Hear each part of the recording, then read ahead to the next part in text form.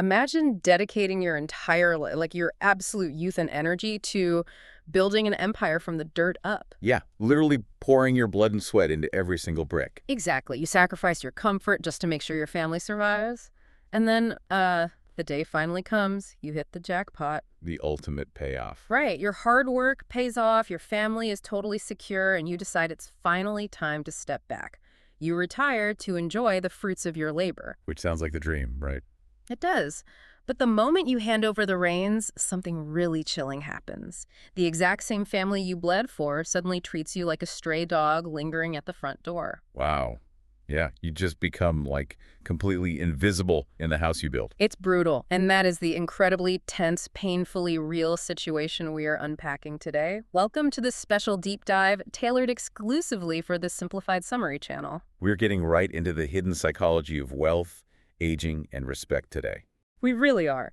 So if you want to master the deeper meaning behind classic literature and, supercharge your understanding of human nature, I humbly ask you to hit that subscribe button right now. Yeah, please like the video and definitely drop a valuable comment below to support the channel's growth. For sure. Today, our mission is to journey into the heart of Munshi Premchand's classic story, Sujana Bhagat, from his renowned Mansarovar collection. It's such a powerful piece. It really is. We are examining how a man loses his absolute power by seeking a life of piety and, more importantly, how he fiercely reclaims his throne. To truly understand the gravity of this power shift, we have to look closely at our protagonist, Sujana. For the vast majority of his life, he's known simply as Sujan Mahto. Right, he's a farmer. Exactly. And in the context of early 20th century rural India, being a farmer isn't just an occupation. I mean, it is an all-consuming physical and psychological reality. Because your entire existence is defined by the soil, right? And like the unpredictability of the monsoons. Yeah, it's sheer physical survival. Every single day is a battle against nature and poverty. But that grueling reality is abruptly shattered by a massive financial windfall. The catalyst for this entire psychological drama is a single, phenomenal sugarcane harvest. A total game changer. Right. After years of relentless grinding, his fields suddenly produce this abundance that brings in somewhere between 2,000 to 2,500 rupees. Which, to fully grasp the stakes here, we really need to contextualize that number. Oh, absolutely. In a 1930s agrarian village where families lived season to season and debt was literally inherited, 2,500 rupees is life-altering. It's generational wealth. Yeah. It represents absolute freedom from the local landlords. And the sudden injection of that kind of capital completely rewires Sujan's mindset. It forces a profound pivot in his hierarchy of needs, doesn't it? Exactly. When a person spends their whole life trapped in survival mode, their focus is entirely material. Like, where is the next meal coming from? How do we survive the winter? Right. But once that basic survival is permanently secured by this massive wealth, the human brain looks for higher meaning. Sujan transitions from focusing on the material world to the conscious spiritual world. Because he no longer wants to be identified as just a laborer who works the dirt. Exactly. He seeks prestige, legacy, and spiritual elevation. So he adopts the title of a Bhagat, which signifies a pious, deeply devoted, holy man. And his behavior transforms practically overnight. Suddenly, he's hosting the local tax and land officials, figures like the Kanungo and the head constable right there at his chapel, the community space outside his home. Which is a massive deal. Entertaining the Kanungo is a huge flex of social capital back then. Huge. And he also builds a Pukka well. Instead of just a temporary mud well, he funds a solid fired brick well for the entire village to use. That is both an immense status symbol and a really profound act of public charity. Right. Plus, he hosts a Brahma Push, like a grand feast for the community. And to cap it all off, he travels to Gaya for a holy pilgrimage with his wife, Bulaki. But the title of Bhagat is not just a social badge. It demands an incredibly strict, rigid behavioral code. The charity is public, but the private life of a Bhagat is highly regimented. Like, he has to bathe before eating, right? Without a single exception. Yep, he undertakes mandatory prolonged periods of prayer throughout the day. And crucially, a Bhagat is absolutely forbidden from telling a lie. Wow, so he has to detach himself from the deceit and the maneuvering of regular commerce. Exactly, and Sujan views this as the ultimate elevation of his status. He believes he's cementing his legacy as the great moral patriarch of the village. But he's missing something big. He totally misses the fact that by stepping away from the ruthless day-to-day economics of running a farming household, he's creating a massive vacuum of power. It's the classic trap of the modern-day visionary. It's like a founder who builds a massive tech conglomerate from scratch, and then one day decides they're above the daily grind. Oh, that's a perfect analogy. Right. They step down as CEO to become a full-time philanthropist. They give away the corner office, stop looking at the brutal profit and loss statements, and just focus entirely on charity galas. But the conglomerate still has to run. Exactly. The cutthroat realities of the market don't disappear just because the founder found inner peace. And in the corporate world, the board of directors quickly stops copying that founder on the critical emails. Oof. Yeah. And that is exactly what unfolds in Sujan's home. Human nature abhors a vacuum.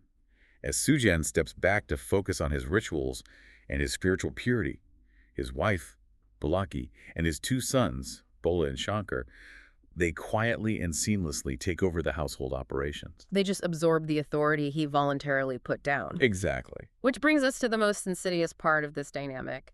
The family doesn't overtly disrespect him at first. In fact, they smother him with this overwhelming, almost suffocating level of superficial respect. Oh, it's so layered. Yeah, they literally run to fetch his cot for him to sit on. They refuse to let him perform the most basic tasks like filling his own shalom, his smoking pipe. They insist on washing his clothes. They physically wait on him hand and foot. But they completely stop consulting him on anything that actually matters. They don't ask him what crops to plant next season. They don't ask him what grain to sell at the market. They don't ask him who they should lend their money to. I mean, think about your own life or your own workplace for a second. Have you ever been promoted into a senior advisory role, given a fancy title, and told to just relax and share your wisdom? Only to realize you've actually been stripped of all your decision-making power. Yes, you have the title, but you can't actually approve a budget. That is the exact trap Sujan has walked into. But wait, let me push back a little here. Isn't this exactly what Sujan wanted? How do you mean? Well, he gets to sit back, pray, and be treated like a king. Why is this a problem for him? That's the paradox of reverence. When you are being waited on hand and foot, it creates the illusion of royalty. But Sujan hasn't become a king. He has become a deity in a temple. A deity in a temple. Okay, unpack that. Think about how people interact with a deity. They worship it, they offer flowers, they bathe it, they sing devotional songs to it. Right. But deities do not get to run the temple's finances. Oh, wow. That's a great point. Deities are entirely passive. They are placed on a golden pedestal, completely immobilized by the reverence of their followers. Sujan has given up his active operational authority for passive worship. He's completely isolated from the actual machinery of the life he built. Exactly. And that transition from patriarch to passive deity sets the stage for a brutal reality check. Because this illusion of reverence can only last as long as it's never tested. And the ultimate test arrives at their doorstep in the most unassuming form. A beggar. Right. A beggar comes to the house and stands there asking for alms for over an hour. Sujan, naturally playing his role as the pious, charitable Bhagat, tells his family to give the man some food. But his wife, Bulaki, flatly refuses. Why, though? They're rich now. To understand her refusal, we have to look at the agrarian economy of the grain itself. She complains bitterly about how hard she works, how she physically breaks her back grinding that grain by hand, hour after hour. So to her, that grain is not just food. No, it is raw economic currency earned through immense physical suffering. She isn't about to give away her literal sweat to a random beggar. While Sujan, on the other hand, is looking at the grain as an opportunity for spiritual charity. Exactly. They're operating in two entirely different value systems, and the clash is completely inevitable. So when Bulaki refuses, Sujan decides to bypass her. He walks into the storeroom himself and grabs a small basket containing about a seer of barley. The seer is a traditional unit of weight. Yeah, it's roughly equivalent to just 1 kilogram. It's a highly modest amount, barely a blip for a family that just made thousands of rupees. Right. So he walks out to hand this small basket to the beggar. But before he can even reach the door, his son, Bola, storms over and literally snatches the basket right out of his father's hands. Bola snaps at him, declaring that this grain is earned through blood and sweat, and it is not meant to be looted by so-called saints. That physical taking of the basket is a devastating violation. I mean, it is the ultimate symbol of Sujan's powerlessness. It really is. In that split second, the facade of the respected Inzer completely shatters. A son using physical force to override a father in a traditional Indian household is a profound humiliation. So what does Sujan do? Stripped of his authority, he resorts to the only weapon he feels he has left, the weapon of the martyr. He refuses to eat. He initiates a hunger strike in his own home to protest the disrespect. Exactly. And Bulaki eventually comes to his room to placate him, but she doesn't offer an apology. Instead, she looks him in the eye and delivers this brutal, unspoken rule of their society. What does she say? She tells him, "Jo kamata hai, usi ka garmin raj hota hai." If you don't earn, you don't rule. Exactly. The throne belongs exclusively to the one bringing in the money. She effectively tells him to eat his half roti, sit quietly in his corner, and stick to his prayers. And that is the exact moment the delusion breaks. Sujan realizes he isn't a respected elder. He isn't a deity. He is being treated like a dog at the door, just toss scraps to keep him quiet while the real masters run the show. You know, Premchand is exposing a deeply uncomfortable truth here about the raw economic reality of family dynamics. We like to believe that respect is a lifetime achievement award. We really do. We want to believe that Sujan's past sacrifices, the fact that he literally built the foundation of their current wealth, secure his position forever. But the agrarian worldview is ruthlessly present tense. Past sacrifices mean absolutely nothing if you aren't producing today. Respect is a daily wage. Yes, it's tied directly and exclusively to your active current economic contribution. The moment you stop producing, your authority evaporates, regardless of your title. So, faced with this complete erasure of his identity, Sujan has a choice. He could argue, he could scream, he could demand respect based on his title as the father. But he recognizes that words are entirely empty in a house that only respects production. Right. He decides to speak the only language they actually understand, the language of pure, undeniable physical labor. This is where it gets so good. In the dead of night, while the entire village is asleep, Sujan wakes up. He goes out to the yard and chops a massive mountain of fodder for the oxen. And he doesn't just chop it roughly, right? No. It is perfectly, uniformly cut, far better and faster than his sons could ever manage. He is recalibrating his identity through action. And he doesn't stop there. At the break of dawn, while his strong, youthful sons are still rubbing sleep from their eyes, Sujan takes the plow and heads straight out to the fields. He just starts grinding. He begins to work with a superhuman energy that absolutely baffles everyone who sees him. When we think about an old man outworking a young man, we often default to cliché movie tropes. But the reality of manual labor is much more fascinating. Oh, definitely. Think about old man's strength in the skilled trades, like an older carpenter, a veteran bricklayer, or an experienced mechanic. When a young apprentice tries to work fast, they use frantic, explosive muscle energy. They rush, they sweat, they waste a lot of movement, and they just burn out by noon. Exactly, but the veteran doesn't rush. They rely on ruthless, hyper-efficient muscle memory. Every single swing of the hammer, every pull of the wrench has perfect leverage. It's an unbroken, rhythmic momentum born from decades of repetition. Sujan isn't using youthful muscle. He is using an unmatched mastery of the physics of farming.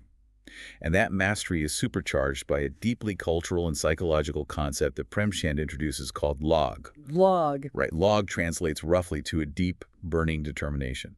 It's an intense pride, an inner fire that absolutely refuses to be extinguished. It is willpower weaponized. Wow, willpower weaponized. I love that. When we look at the physiology of exertion, the human brain typically acts as a biological governor. It limits muscle exertion to about 60% of its actual capacity just to prevent the body from injuring itself. So that's why we feel exhausted long before our muscles actually fail. Exactly. But when a person's core identity, their survival or their deep pride is profoundly threatened, the brain can override those biological governors. It grants access to reserve energy. And Sujan's entire sense of self was annihilated by his family. Right. Log is the psychological override that allows him to access that reserve energy. He's working with the furious, unstoppable energy of a man reclaiming his very soul. So his arrogant son, Bola, tries to join his father in the fields. He tries to match his pace to prove his dominance. But by midday, the frantic, youthful energy burns out. Completely. Bola is utterly exhausted, just broken by the relentless labor. Sujan, despite his advanced age, works relentlessly, hour after hour, without taking a single break. He completely dismantles his son's ego out there in the dirt. And the result of this relentless drive? His fields yield double the usual harvest. 10 mons, which is nearly 400 kilograms of grain instead of his usual 5. Sujan proves a universal truth here. Biological age is highly secondary if you possess log. The young man, without that inner fire, is essentially just going through the motions. He's spiritually stagnant. But an older person, fueled by log, they are truly invincible. Sujan didn't just outplow his son, he outwilled him. That triumph leads us directly to the incredibly cinematic climax of this deep dive. It's now harvest time. The fields are overflowing with the 400 kilograms of grain Sujan single-handedly produced. And guess who wanders up to the door? The exact same beggar from months ago. The man whose request for a single kilogram of barley started this entire psychological war. Talk about full circle. Right. So Sujan looks at the beggar, points to the massive mountain of freshly harvested grain, and tells him to take as much as he can physically lift. Which is the ultimate display of reclaimed authority. The ultimate flex. The beggar eagerly ties up a massive bundle of grain, filling his cloth to the absolute breaking point. But when he bends down to lift it, he can't. The bundle is far too heavy. He can't even budge it off the ground. And right there, in front of the entire family, Sujan steps forward. He bends down and effortlessly heaves this incredibly heavy, massive bundle of grain right onto his own head. And without a single word, he walks it all the way to the beggar's village himself. And Bola, the son who snatched the tiny basket of barley out of his father's hands months ago. He just stands there in the courtyard, utterly defeated. Silenced by his father's undeniable, overwhelming physical and moral capability. Bola can't say a single word about wasting the harvest because he knows he didn't earn it. Sujan is the one who produced it. By proving his supreme competence, Sujan has ripped the crown back and placed it firmly on his own head. It really leaves you with a profound thought to carry with you. We so often view aging strictly as a biological, unavoidable physical decline. We assume that stepping back is a mandatory phase of life. But Premchand's story suggests something entirely different. It suggests that obsolescence is, in many ways, a choice. It asks you directly, does true authority in your life come from the title you hold, whether that's father, manager, or elder, or does it come from the undeniable daily proof of your competence? Because Sujan's journey proves that the moment you stop proving your worth, the world will quickly try to retire you. Exactly. And, makes you wonder about the conditional nature of love and respect within a family. We're taught that family love is unconditional, but this story strips that away to reveal something almost terrifying. That reverence is deeply tied to utility. If you aren't useful, the respect vanishes. It's a dark thought, but it's so relevant. Absolutely. So I want you to think about your own life. What is your lugag? Are you resting on your past accomplishments, expecting your family or your colleagues to respect you for what you achieved 10 years ago? Or are you waking up and proving your worth every single day through undeniable action? Thank you so much for diving deep with us into the psychology of Sujana Bhagat for Simplified Summary.